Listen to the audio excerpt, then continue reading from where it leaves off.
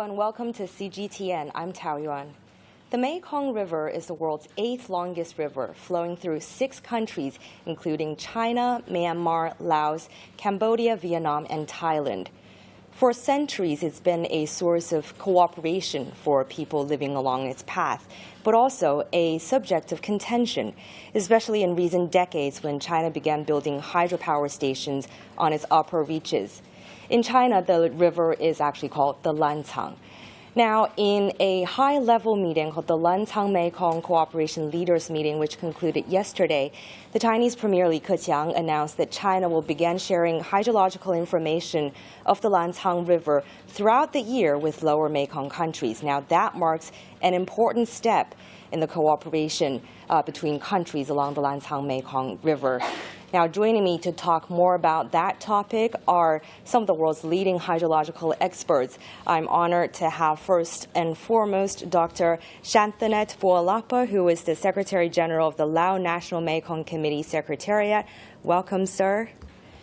And we have Dr. Yu Xingjun, who is the Consul of the Department of International Cooperation, Science and Technology at China's Ministry of Water Resources. Welcome, Dr. Yu. And last but not the least, we have Professor David Gray, who's a visiting professor at the School of Geography and Environment at Oxford University. Welcome, Professor Gray. Welcome to all three of you, gentlemen. So let me begin with you, Dr. Boalapa. The new announcement to share year-round hydrological data, that's a level of transparency and data sharing that's never been seen before, because if I'm correct, I think 2 Chinese hydrometeorological stations close to the border with Myanmar have shared hydrological data in the wet season of each year in the past 18 years. But this is a new level of transparency, Dr. Boalapa. How significant is that, and what will the downstream countries be able to use that kind of information to do? Thank you very much for the question about the monitoring the flow in the Mekong region. So actually we have the mechanism to cooperate with our member countries, 6 countries in the Lancang-Mekong or Mekong-Lancang River Basin. So we have many things to cooperate, and also we will continue to cooperate in the future, including the monitoring of the flow and also sharing the information about the flow in the Mekong. Actually, we have the stations in the upstream or in the north of the Mekong border with China, Myanmar, and Laos. And also we get the data from the China side in the Qinghong and other 2 stations in the upstream regularly. And in the dry season, also we get the information in case of not normal situation. Yeah. So we have very good cooperation between the 6 countries. Right. So you've pushed for China to share. I mean, the downstream countries have pushed for China to share year-round data for quite some time now. How would that be able to help the countries better manage the water resources of the Mekong? Yeah, it is very good that China provides us regularly the information about the flows and the rainfall in the China part in the Mekong or in the upstream Lancang River. Yeah, so that we can forecast the flow from the China, and we can announce the community along the Mekong about the flood and drought, something like that. Dr. Yu, same question to you. Quite a significant move. What was China's thinking behind it? Yeah, I think it's quite important because we are living in an information society. The information sharing is very important, not only for the downstream countries, also the upstream countries. I think the information from the upstream countries is necessary. At the same time, I think in the future, the information from the downstream countries share with the upstream countries also necessary and important.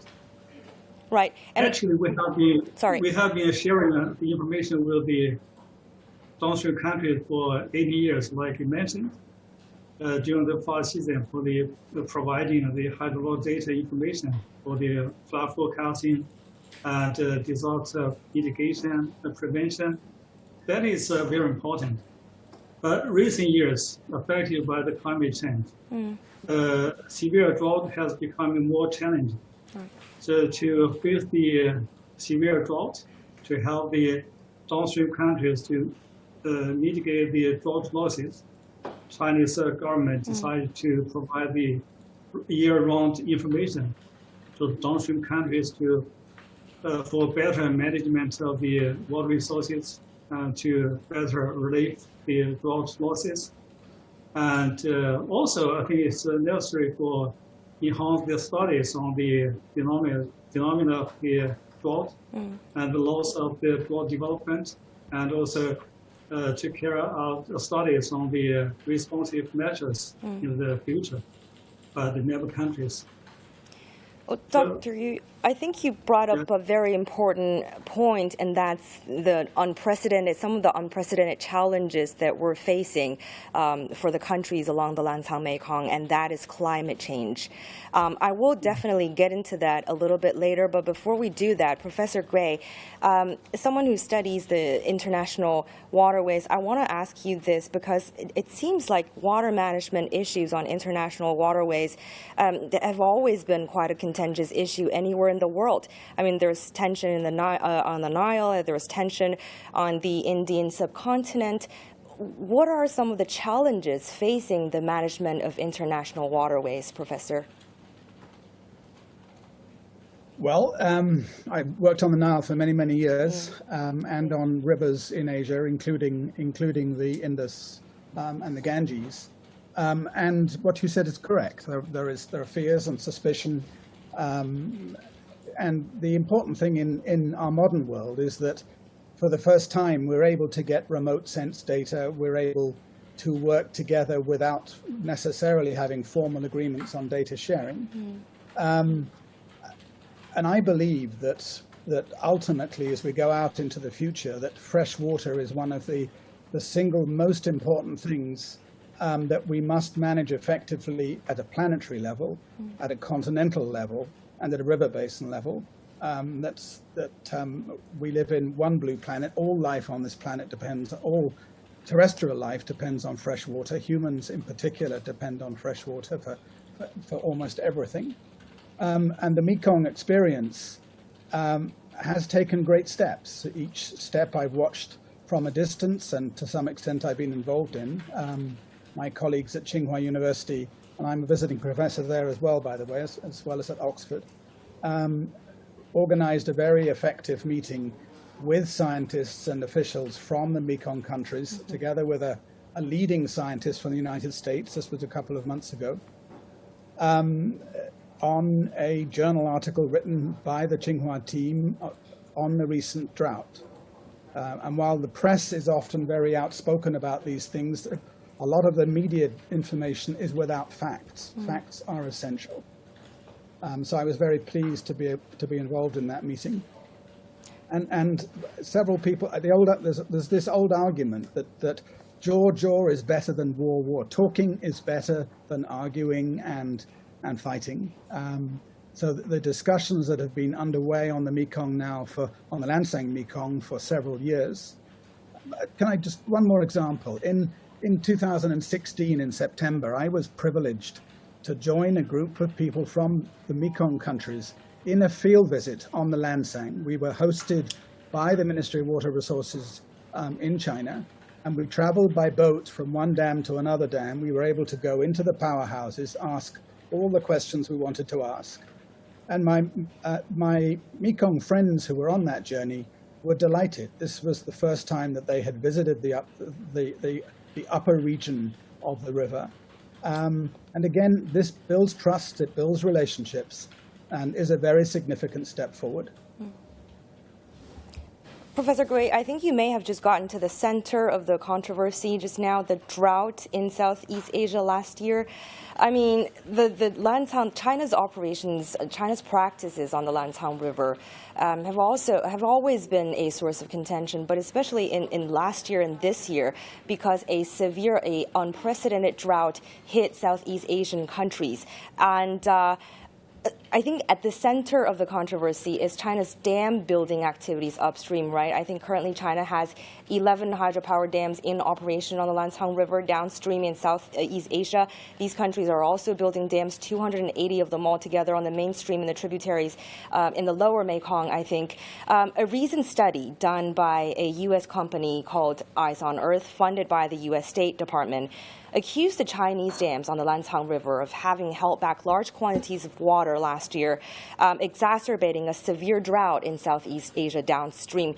I'm sure you've all seen this report, gentlemen. Thoughts? Start with you, Professor Gray. Yes, and the discussion we had a couple of months ago on a rebuttal paper by the Tsinghua team, which demonstrated using models that the drought was throughout the basin, that the story that was reported in that article, that U.S. article, is not accurate. And let's be honest, there are many dams in the United States. There are arguments from Mexico about flows on the Colorado.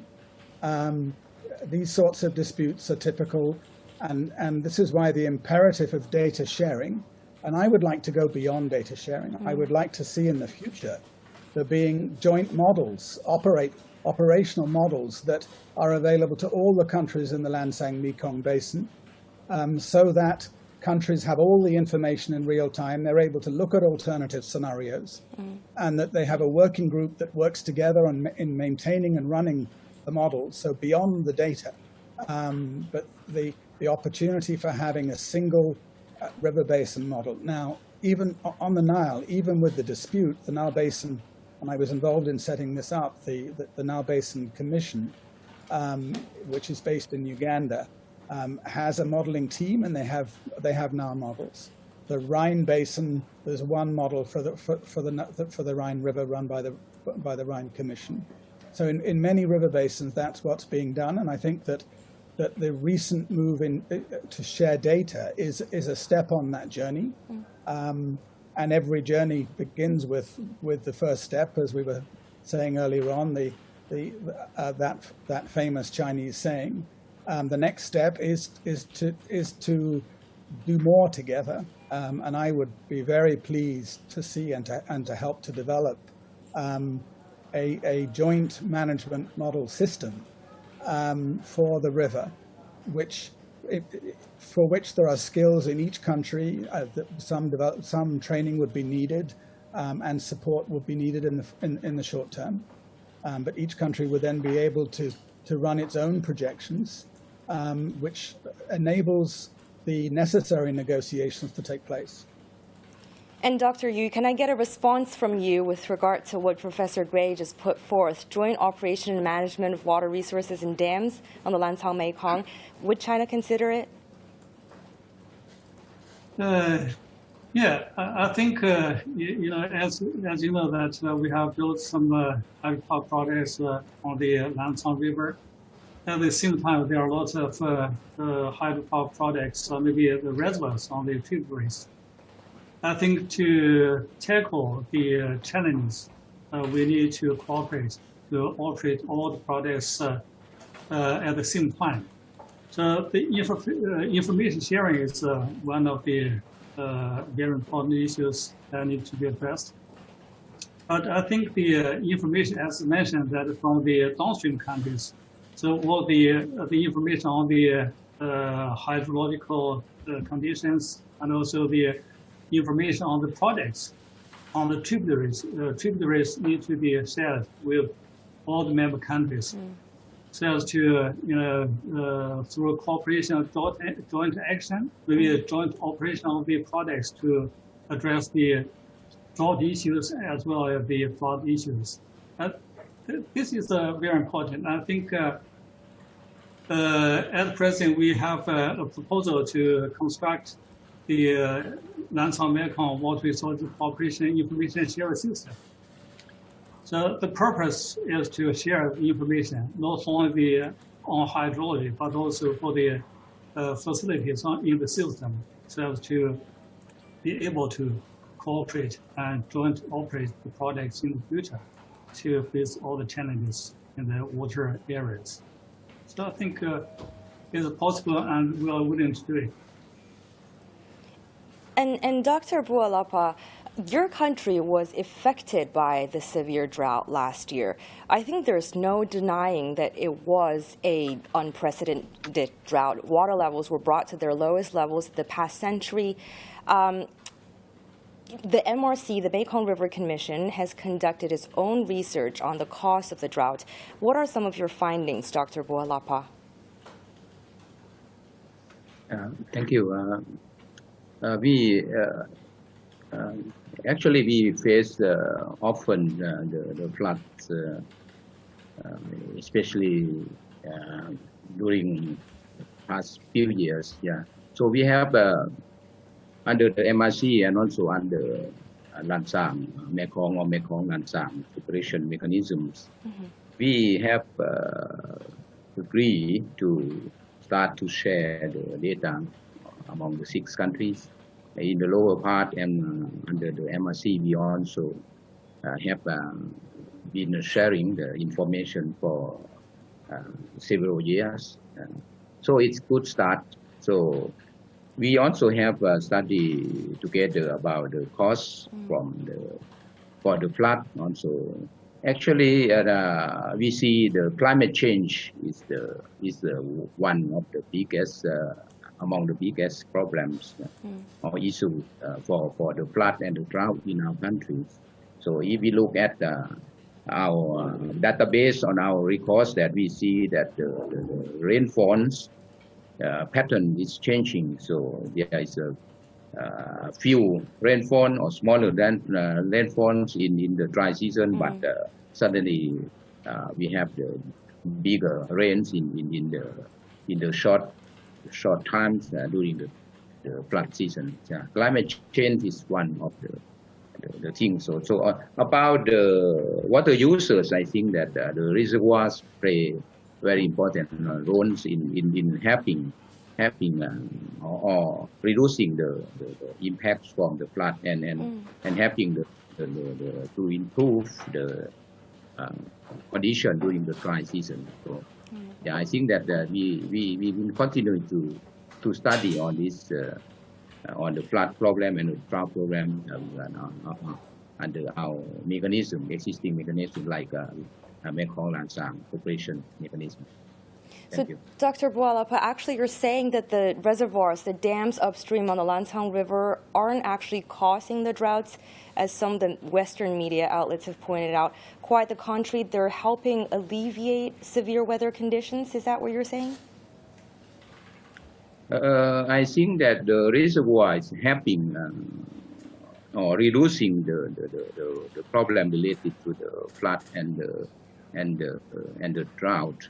I think reservoir plays a very important role to reduce this problem, because the reservoir can store the water during the rain season or flood season, and less flood in the downstream, and during the dry season they release more water comparing more than the natural flow. Yeah, I think it's reducing the impact from the problem from the flood and the drought.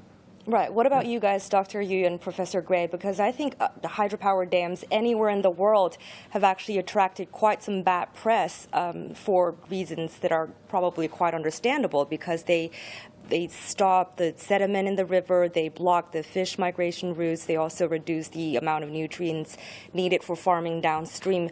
But in general terms, hydropower dams, good thing or bad thing, especially for a river like the Mekong? Professor Gray? There's good hydro and bad hydro. And traveling on the Lancang River and looking at the fish ladders and the fish breeding stations, there's recognition that keeping fish moving through the river system is important. There will be some changes in species, but the fish are important not just for the environment of the river, but for livelihoods of the fisher folk that live along the river. A major criticism of dams is about poor resettlement. It's people that are moved off the site, often poorly treated. But there are examples across the world where dams, people who are displaced from dams actually become co-owners of the structure and benefit directly from the dams on the land that they used to live on and farm. I was involved in a project that the World Bank supported in China many years ago. I think it was Xiaolongdi, with very high compliment from the World Bank for the resettlement program that China managed. So the social dimension needs to be effectively managed. The environmental dimension needs to be effectively managed. And if you don't generate hydro, what are you going to do? Are you going to burn more coal, emit more carbon dioxide? Are you going to build more nuclear power stations? With the risks that nuclear power stations have, as we know from some of the disasters that took place in Eastern Europe. So sure, dams have a downside, but it is a side that can be managed and mitigated and reduced. And they clearly are targets of environmentalists. But I know of many examples of good dams where the environmental outcomes have been extremely, extremely important. I traveled quite a lot in Brazil, and there's been a lot of work on this to try and mitigate. And also in Brazil, communities that are displaced receive a proportion of hydropower revenues permanently into the future. So they become wealthier communities, not poorer communities. So there are many things you can do, is my point. But just to sit there and say all dams are bad, I disagree with completely. And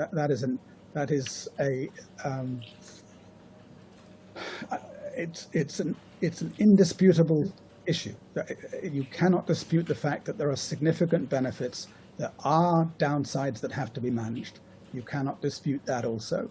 And I think I can make the case quite well that both China and in the Mekong now, that there is a recognition of doing this well, doing the resettlement well, doing the environmental management well. And this is now written into legislation in many countries. And Dr. Yu, can I get a comment from you? Everything that Professor Gray talked about, if those dams, if water resources are well managed, if those negative effects are mitigated, what kind of benefits would these dams be able to bring for both upstream and downstream countries on the Mekong? I think the development of the hydropower plants in the Lancang River basin have been playing a very important role with regard to the promotion of navigation, drought relief, safeguard ecosystem. Through regulation of the reservoir, the water level downstream of the dam will be maintained for the good use of navigation. We have to keep the minimum discharge from the reservoir. At the same time, we have to keep the fluctuation within a certain extent, not to affect the safety of the navigation. As for the ecosystem, I think we also have taken a lot of measures to minimize the impact on the ecosystem. Like the local fish, we built up the fish breeding station to reproduce the local important fish and relates to the river. This is also for the improve the people's life of local people. The local people can catch fish for their living. And as for the drought relief, through regulation of the reservoir, during the dry season, the reservoir can increase the discharge, which can benefit the downstream mitigation of the drought conditions, and to provide more water for usage in the downstream for irrigation, industry, and domestic supply. So as for the sediment, actually sediment is a big issue. Also, has lots of debate in recent years. But actually, as you know, that China has taken lots of efforts in water and soil conservation in upstream river basins. Actually, the inflow of the sediment in the river is dramatically reduced. Not only the discharge of the sediment from reservoir, actually the inflow is mostly reduced. So actually, the reduce sediment discharge from reservoir is not only because the storage of sediment in the reservoir, but also the inflow of the sediment to the reservoir. So I think this can be, this is not a problem caused by the storage building. So a lot of these negative impacts can actually be managed. Yeah. I think in case of extreme flood in the downstream, so with the consultation of the governments, in cooperation with the 6 countries, we can better operate and manage the hydropower stations and reservoirs, release more water when it is necessary, and reduce water when it's necessary during the flood. I think, generally speaking, the projects play a very important and positive way, and everything has 2 sides. But we have some negative impacts, but we have taken lots of measures to mitigate, minimize all the negative measures. I think we can sit together to discuss further. So what are the negative impacts in the future? And through cooperation, through joint actions, we can tackle or may face all these problems to take advantage of all these reservoirs for the benefits of the countries in the region. Right. And Dr. Bualapa, last year, I think the MRC, the Mekong River Commission, actually predicted that up to 40% of reduction in the Mekong fish stocks by 2020, and possibly up to 80% by 2040 as a result of hydropower dams development. But the MRC has also identified the development of hydropower as an opportunity for economic growth in the region. Quite conflicting conclusions. How do you look at the issue? About the environment and the dam constructions, I think that we have very good procedures in the MRC framework. So when we have the guidelines, we call in the MRC guidelines about the PNPCA. These guidelines also we consider the five issues or 5 matters to manage when we build the dams. For example, the Sayamuri Dam just finished the construction and just start to operate. We have agreed together among the MRC members during the discussion or the consultation, PNPCA 6 months, we consider and we follow the procedure like the fish monitoring, or the sedimentation, or water quality monitoring, or dam safety, and navigation. So we have a very good procedure agreed by the 4 countries. I think that it's good experience. We of course we build the dam, and also we consider to reduce as much as possible the impact, the negative impact. Yeah. What about you, Professor Gray? If well managed, can the development of hydropower be actually an opportunity for growth in the region, because it is one of the fastest growing regions in the world? There's no doubt whatsoever that that is the case. If dams are well designed, they are well constructed, they are well managed, if local communities are engaged in some way or another, if the environment is factored into every aspect of design, and that includes fisheries, it includes other wildlife, including bird life and terrestrial life. All of these things can be managed. Now, as we go into a future of climate change, there's no doubt that storage of water is something that we need to do anyway, even if we weren't generating hydropower. We need to manage water, to level off the flows of water, to reduce extremes, and to ensure that we have water for cities, water for irrigation, because all life depends on that water. And there is considerable fear that reductions in precipitation, increases in temperature, all of this is going to put a great deal of pressure on our freshwater resources. So managing that, dams will play a role. The reservoirs behind dams will become critically important, and the sequencing of flows.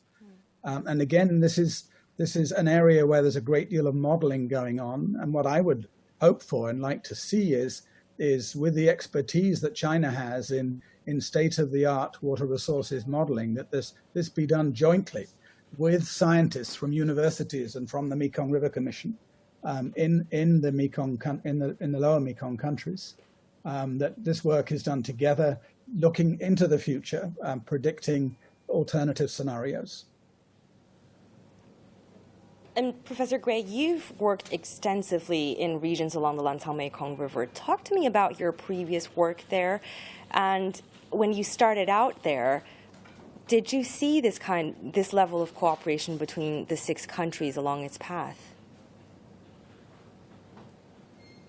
I was about 10 years ago, I think, invited to be a member of a technical advisory committee, a technical advisory panel set up by the Mekong River Commission. And I spent quite a lot of time in the headquarters in Vientiane in Laos, and at meetings in various countries along the river, including in Cambodia and in Vietnam. It's a stunningly interesting, varied, multicultural, very beautiful river basin. For those that haven't visited, do so, because it's in the world of river basins, it's one of the most significant and important. Its fishery stocks, by the way, feed people all over the world. So my sense is that the Mekong Commission, when we look into the past and we look at a past of great difficulty and of conflict in the basin, and a conflict that wasn't started by the countries of the basin, but by superpowers. The recovery that's taken place, the economic growth and development that's taken place, and it's a big but, the impacts of climate change could be very, very serious. Serious particularly in the Delta and for Vietnam, serious in Cambodia, serious in all of the countries, including Laos and Myanmar. I'm not sure that I've answered your question, but my own sense is one of optimism, because when people commit, I have a very high regard for a senior official who's from Laos in the Mekong River Commission. We continue to communicate quite often, and there's exceptional work being done in the Commission. And I'm also delighted to see that the Commission now is wholly riparian owned and managed, because for too many years the managers of the Mekong River Commission were from outside. They were Americans or Europeans or Australians or even Japanese, but they were not from the Mekong. But now that is not the case. And Dr. Yu, one of the points that the Professor Gray just made just now, I want to get your response on, is that sometimes it's not just about climate change or population growth. Sometimes outside powers are compounding things. Your thoughts on that?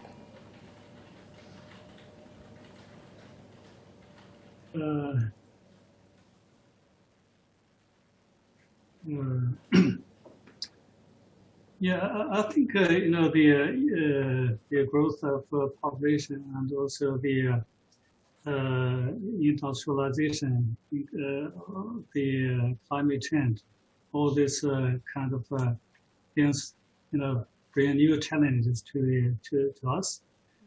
I think the cooperation is quite important, within this region and also beyond.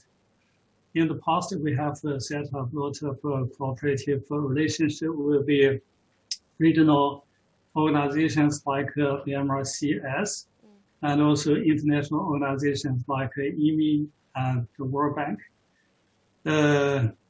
Some joint studies have been conducted with this regional and international organizations on the issues concerned by every party.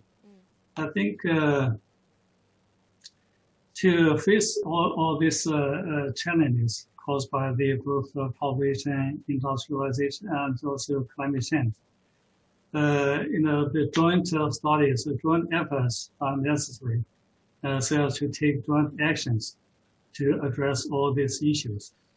So this is why we set up this water resource cooperation mechanism to cooperate with member countries to look at the water issues and to find out the problems that need to be addressed, and what kind of measures need to be taken by the member countries to face all these challenges. I think up to now the mechanism has been running very well. All the member countries have been actively participating in this process of cooperation and put up with very good proposals on how to improve the management of the system so as to support the social and economic development. The water resources are very important in this region. In recent years, as we mentioned, that we are experiencing very serious drought. People's life and production have been affected. So this is also a necessity for us to work together to join hands with the member countries to address this issue, to improve the people's well-being, and to contribute to the prosperity of the countries in the region. So I think the cooperation, with the regional organizations and also the international organizations, is our very important agenda. So we'll forge ahead new path for the future cooperation within and beyond the region. Dr. Buolapa, we talked extensively about the ongoing cooperation mechanisms going on between countries along the Lancang-Mekong. We talked about joint studies and also a training program for senior professionals. Talk to me about some of these programs which impress you the most. I would start that it's very good cooperation mechanism among our 6 countries, member countries located in the Mekong Lancang River Basin. So we have very high-ranking official meetings, the PM, the Prime Ministers, every 2 years or 3 years. So we also have the several the ministerial meetings, the minister from the foreign affairs and the technical ministers also join regular meeting. And at our level, also we have the technical meetings and training. So I think that for example, the Lancang or Mekong Lancang Cooperation mechanism just started a few years, but I feel that it's a good start. So we can share the information and also we can build up our capacities. Yeah. So for us, for Laos also, we are in charge together with China about the issues related to the sustainable hydropower development, something like that. So together with all the 4 countries members, so in order to improve our management, I think it's good direction. So we have the 5-year action plan together agreed by the 6 countries. So we continue to implement these 5-year action plans. Right, and gentlemen, some final thoughts before we leave.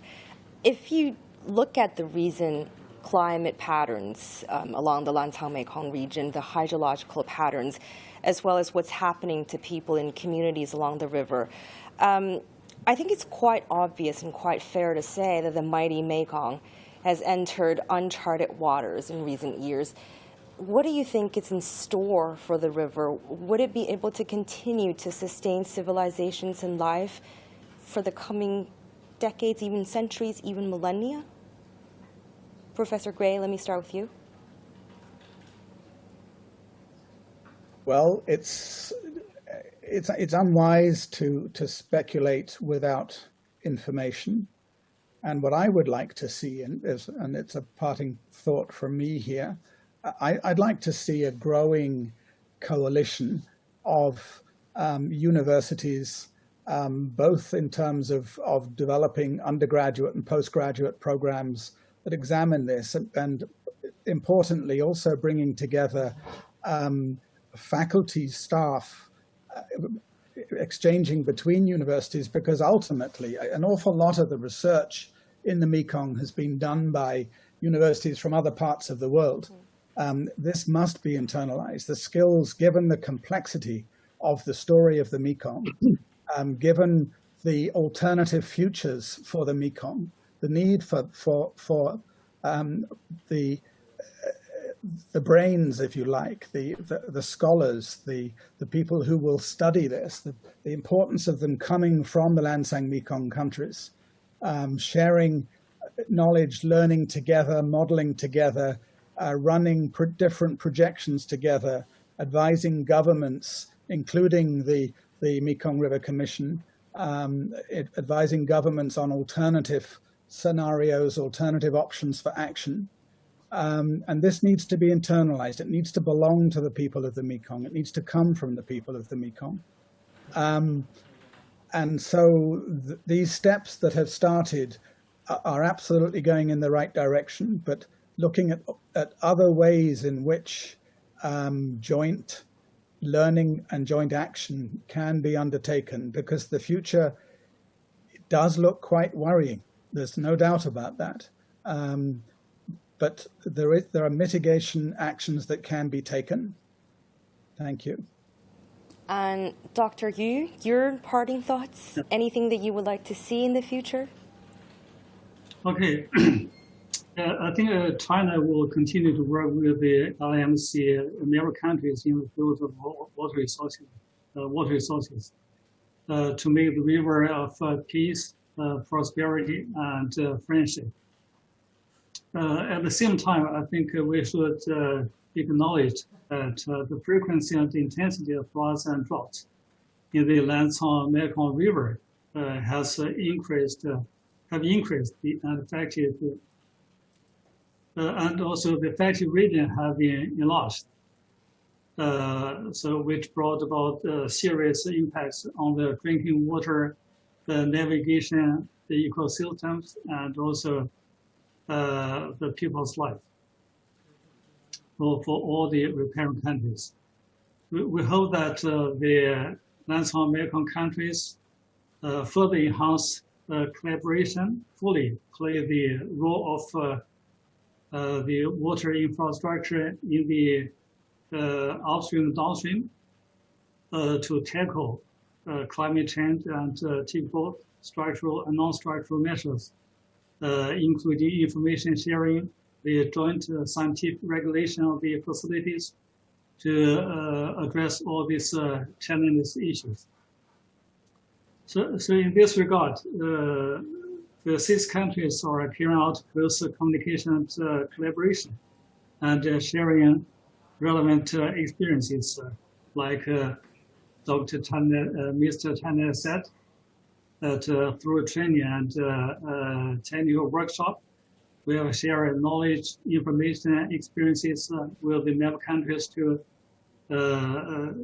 address all these challenges caused by climate change, and also to protect life of the people around the river, and also to ensure or safeguard the water security to support the social and economic development in the region for the prosperity of the nations and for the well-being of the peoples in the countries. And Dr. Bualapa, last but not the least, what is your final thoughts on today's topic on the future of the river? I would like to say for short that we are 6 countries located in the Mekong River Basin or Mekong Lancang River Basins. So we share the rivers, we share the basins, and we share the opportunity and difficulties together. So we continue to work together, to cooperate together, and let's see and solve the problem or share the opportunity together in the future. Thank you. So the future is full of uncertainties, and what's in store for the Great River is up to the 6 countries and their people whose interests and destinies are shaped by the same river, mountains, and paddy fields. Thank you so much for joining us, gentlemen. That was Dr. Shantanet Bualapa, Secretary General of the Lao National Mekong Committee Secretariat, Dr. Yu Xingjun, who's the Consul of the Department of International Cooperation, Science and Technology with China's Ministry of Water Resources, and Professor David Gray, who's a visiting professor at the School of Geography and Environment at Oxford University. Thank you so much for joining us again, gentlemen, and I look forward to talking with you again. Thank you. Thank you. Thank you.